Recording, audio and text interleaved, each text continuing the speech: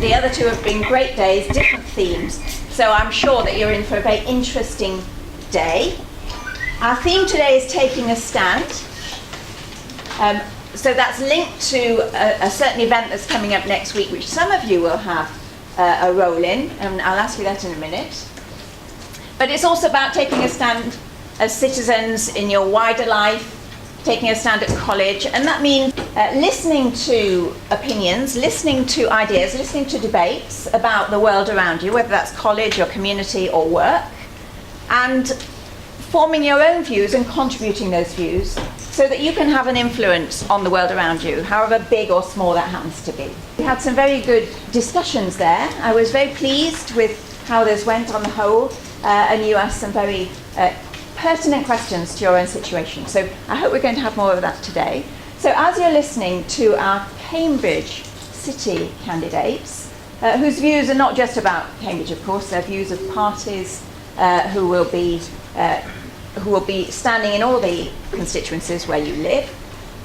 As you listen to them today, try and think of questions you want to put back to them. Make those questions short, because we're quite tight on time, and clear if you can. So we're going to start with Danielle Zuidman, who is a Labour Party candidate for the City of Cambridge. Danielle, would you please welcome Danielle?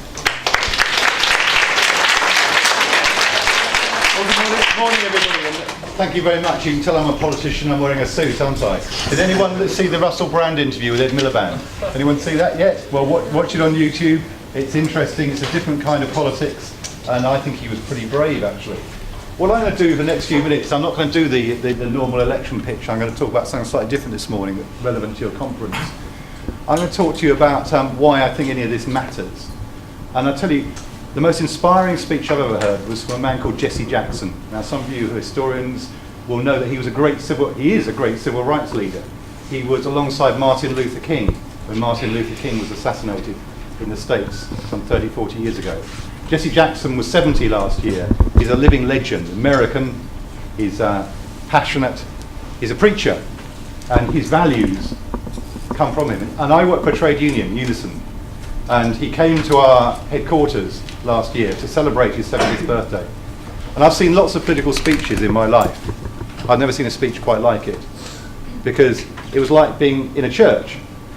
He just repeated, time after time, everybody is somebody. Everybody is somebody. Everybody is somebody. And I was thinking of that when we were watching those pictures of those poor people in those boats in the Mediterranean, hundreds of people fleeing for their lives and dying because our world can't sort out some of these problems.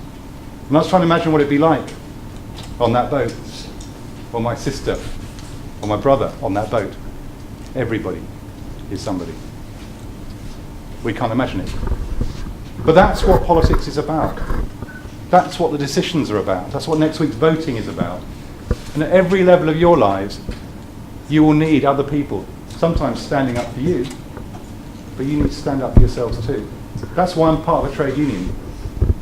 Because people who don't have much power need to stand together. Because life isn't always easy for people. So that's a dramatic introduction, if you like. Let's bring it down a bit down to our level. Let's think about some of the things that have happened in this city over the last few years. Your college has faced huge cuts and has had to make horrible decisions. Staff have had to be sacked. We haven't heard much about it in the wider world, I have to say. Perhaps that's my fault, people like me not shouting about it enough. Your predecessors used to get something called educational maintenance allowance, which was not a huge amount of money, but for a lot of people it made a huge difference, £30 a week from the last Labour government. A lot of people used it to pay the fares, which are so expensive. But it went. Why did it go? Because the government that came in 5 years chose to get rid of that. Now they'll say they had to cut some things, and that's true, but it's a choice. They didn't cut the taxes of people at the very top. They cut your educational maintenance allowance. That's why I'm Labour.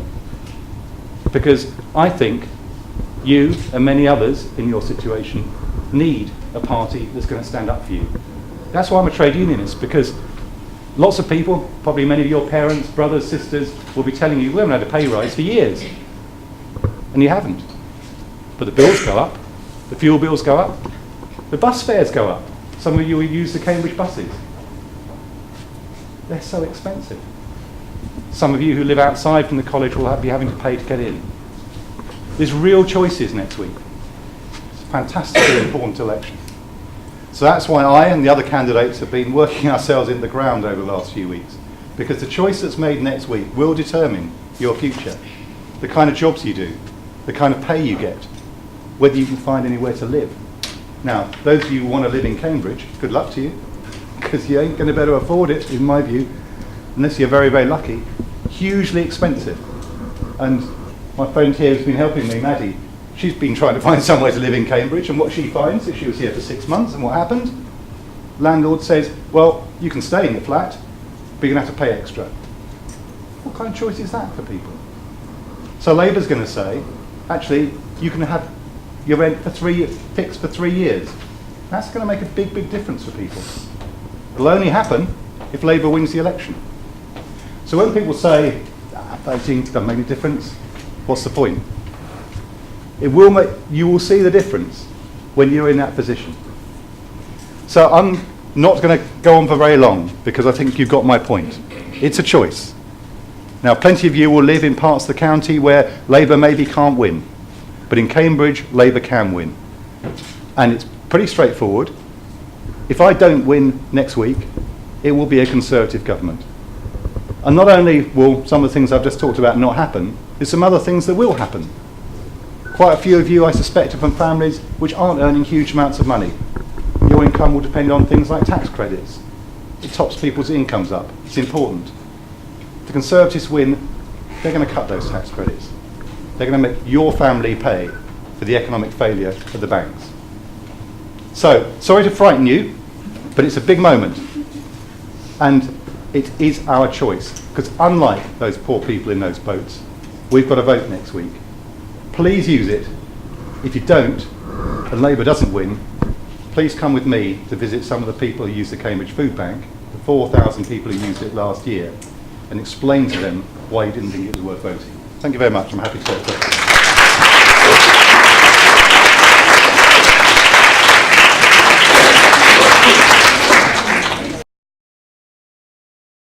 Well, thank you very much, Anne. It's very good to be here and to have a chance to talk to all of you. And it's been a huge honour over the last 5 years to represent Cambridge and, well, most of you at least. It's a great city. It's a city that I grew up in. And that's increasingly rare for politicians. Far too often politicians will just move around anywhere they think they can win a seat. Whereas representing my home actually really feels very different. It means that I think I have a good sense of what's happening around Cambridge. I've also spent the time working with some of you. I mean, Anne, we've worked on a whole lot of things together, and it's been a huge pleasure to do that. And I've worked with a number of students, I won't say who's in the room, on particular issues. I've dealt with about 32,000 pieces of casework since I was elected, helping people with things you probably couldn't even imagine. So I've built up a really good sense of what's actually going on in Cambridge. I don't want to talk for too long because I'd rather hear what you have to say and what the questions were. And I'll try and resist the urge to correct some of the rather inaccurate things that were said earlier. I'll see how long I manage to resist that. But I just want to pick up a few of the themes that I really care about, that I hope you will. One is about education. Education is absolutely key to giving people a proper start in life. And that goes all the way through from the cradle through to college. And one of the things which we've said we will do in the next Parliament is to insist, if we're part of any government with anybody at all, is that that money has to be protected and enhanced. You have to put more money into places like CRC, otherwise we're just going to have problems. We should also make sure to get rid of some of the rules which bias against places like CRC, such as the fact that you have to pay VAT, which sucks well over £1 million a year. Money away that could be spent helping all of you. I think we can do that much, much better. So I've pushed for very strongly. I've also pushed to get more money into the schools here in Cambridgeshire. Most of you went through Cambridgeshire schools? Yeah, a good number of nods. Cambridgeshire is the worst funded per pupil in the entire country, or it was until this month. It was behind everywhere else. The staff do a great job, but with less cash, they'll always be struggling to keep up. I pushed that really hard. I used to be a councillor, I pushed it there, I pushed it as an MP. We've got £23.2 million coming through to the county. Now, you've all left that stage. but that money will be there. We will not make the same errors that we suffered under years of Labour and years of the Tories before that. So that's education. One of the other things I've dealt with here, and it's very appropriate while we're on this site, is the NHS.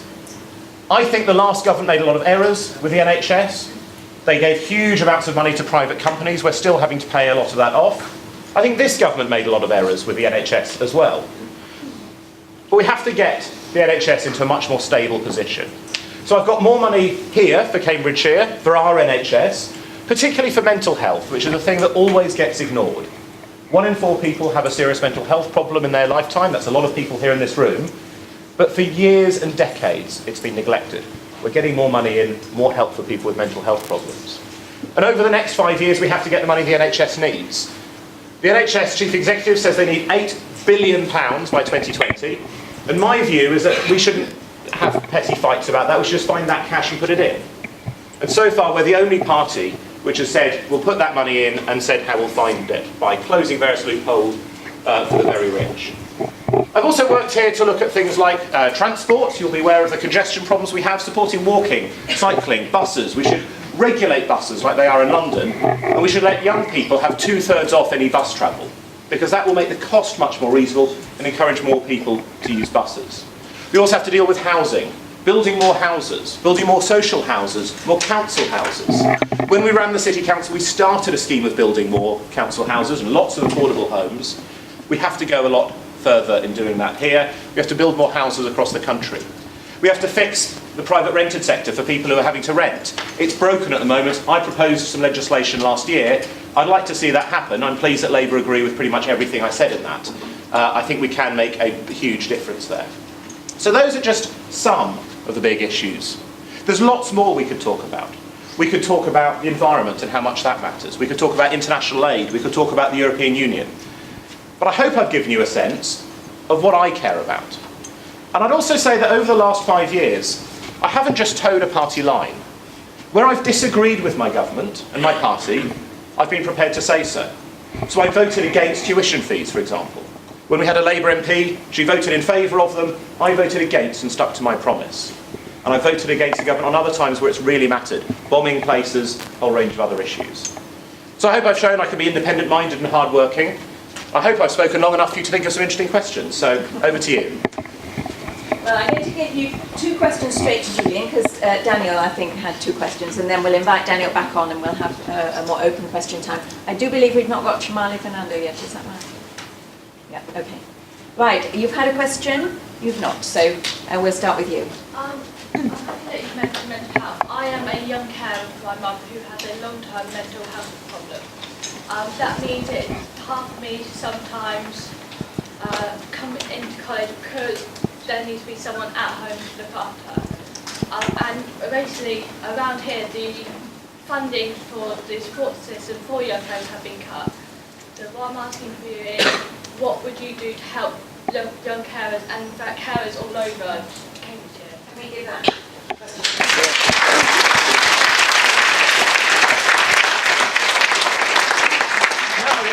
It's a brilliant question, links up a whole series of things that really, really matter. So the mental health issues, I mean, I could say a lot more about that, but I'm glad you touched on. The issue about carers and young carers is a really big issue. There's a programme at Centre 33 to help young carers. I don't know if you've been involved with it. I've done quite a lot of things where they've actually helped to fundraise to support them in that. Because young carers do have this incredibly difficult challenge, trying to combine looking after somebody you love and care about with getting on with your own life, with getting started. And I've worked with a lot of carers who may be even younger than you, who are in that awful position of trying to combine school with looking after a family that desperately needs help. So we have to get much more support services in, I agree with that. We also need to recognise carers throughout the system. The NHS is rubbish at recognising the role of a carer. I see you nodding and smiling at that. It just doesn't. We have to make sure the NHS recognises there are carers. They can talk to you. They should talk to you. They should work with you. We'd also like to provide more time for people who are carers. And one idea which I hope you won't misinterpret is giving anybody who does a large amount of caring £250 a year as a way of saying thank you. It's not a salary. We know that you do far more than £250 worth of work. Just a way of saying, actually, we get that you're doing a brilliant job. So there's a whole package of things for carers, because I think they have been ignored for too long. You've been expected to do that. without having any of the support, without any of the help. And I think the position for young carers is particularly tough. Right, one more question just to Julian. There were a few hands up. Yes. How can you regain students' trust again? Because obviously you promised a lot of promises last elections and you clearly failed us. Because I've been to the NUS conference and you promised us lots of cuts in education, yet you haven't delivered on them. How can you regain our trust? Fine, so this is a really interesting question, and you're essentially talking about tuition fees. Yeah? That's the main thing. Fine. So as I said, I voted against fees. I'm proud to be the first MP for Cambridge ever to stick to my promise and vote against fees, because I don't think they're the right way to go. I'd love to get rid of them completely. So that's the first thing. If you want somebody who'll do that, you could vote for me. Partly because, as I said, we had a Labour MP here. She put out leaflets that said no tuition fees here, and then voted for fees. And then when Labour decided to triple fees after they promised not to, she had another chance to vote against that, failed on that one as well. And Labour set up the review which said that fees should be increased. Peter Mandelson, who was Labour Secretary of State, has been very clear. Had Labour won the last election, they would have increased fees. There's no doubt about that. In terms of regaining trust, though, have a look at the NUS website. Because, you know, if you trust what NUS say, NUS put out an article 2 days ago entitled "The MP Who Kept His Pledge." And it goes through what I've done about fees, but also other things for students, trying to make sure that people can do postgraduate study. Used to be, if you want to do postgraduate study, you had to pay cash up front, £10,000, £15,000. We've changed that, so it's a loan system, so you don't have to have rich parents in order to do postgraduate study. I led the fight to save the disabled students allowance, which could have really caused huge, huge problems. I led that fight, working with NUS and the local student unions, and we got that changed. So have a look at that article, because NUS described me as, in their words, a great friend to the student movement. So hopefully if NUS trust me, you can as well.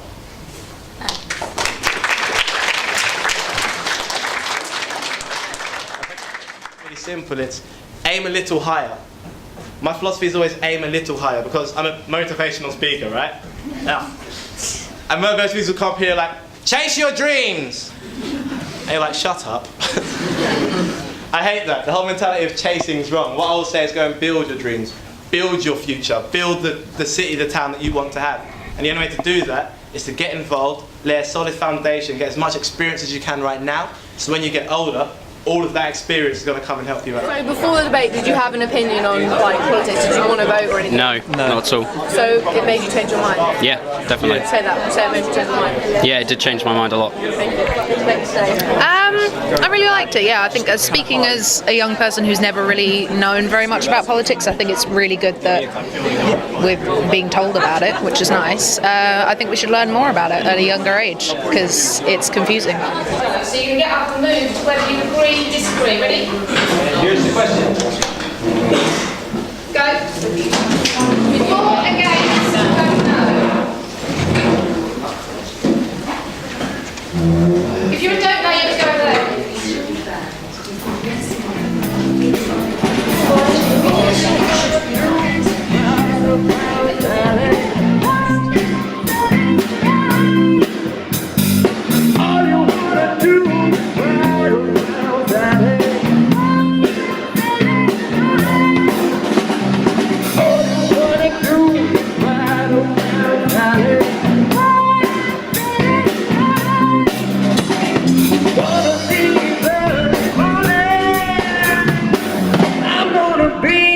Wiping those weeds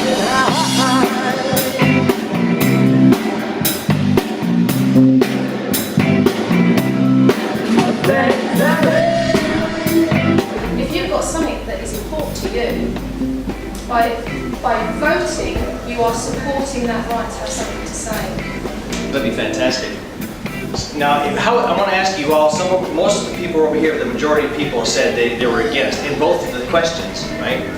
So in this particular case, when we asked people to sit down with the Post-its, could that change if this was voting on an issue?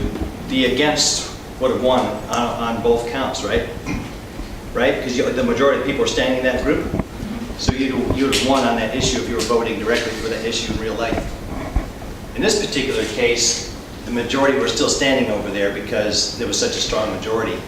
But I want to ask you this. if it was a more divisive issue, something that there wasn't such a consensus on, what would have happened if we had people sit down? They're just putting all their ideas down at the moment, and then we'll open it up and discuss what they think about how the student union could do more for them. Most of them are class reps, they go to one meeting a term, they don't feel like they have much of a say in anything, they didn't know about the student union, what they do, so it's really good for them, but feel free to talk to them if you want to. Right, ladies and gents, what we're going to do in your teams again, we are going to look, and I'm going to allocate you a college budget of £100. Now to you, I know it seems nothing, doesn't it? What can we get for £100 lately? Come on. Parachutes. Parachutes, pretty much. If you're that excited, parachutes. Wife wants some new wedges, that's going to be £100. Terrible. Okay? I know, summer wedges. Why? But for you guys, we're going to break this down, and I want you to decide how the college should spend that £100. In addition, we want to try and save as well. Simon, good lad.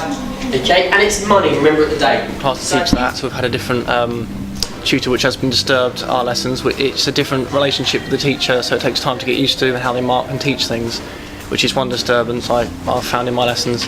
And another one is... And we're nearly up to 4 weeks left of our course, and it goes into buffer weeks. And some of the assignments get sent to the teachers or tutors, and when they send them back for them to be altered, it takes a really long time for teachers, and I believe they don't really get enough time.